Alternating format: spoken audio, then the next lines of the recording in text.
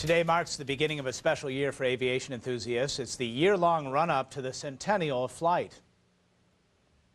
It was a blustery morning that day on the Outer Banks of North Carolina. A perfect day for flying, as it turns out.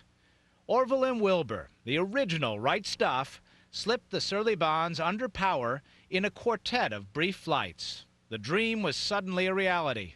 It was December 17th, 1903, 99 years ago.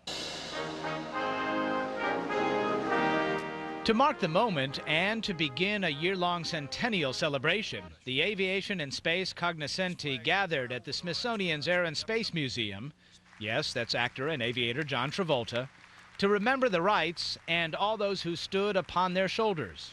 As a boy, because I was born and raised in Ohio, born about 60 miles north of Dayton, and the legends of the Wrights have been in my memory for as long as I can remember.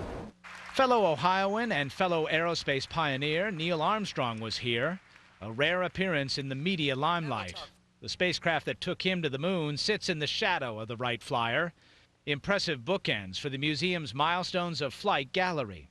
I guess that's the story of flight in the 20th century, from the beginning to from the very first flights at Kinney Hawk to the very furthest and fastest flights this man has ever made. And there was another Ohioan here who made his own indelible mark on the sky. That's what impresses me every time I come in here and see this thing. It's how fast aviation advanced beyond the Wright brothers. Yes. If you think it was only about 15 years until they were dogfighting over France in World War I. Lost amid the high praise is a stubborn embarrassment of history. 99 years ago, the Smithsonian refused to give proper credit to the Wrights and was not even interested in displaying the flyer. Piqued with anger, Orville shipped the historic craft to a museum in Great Britain.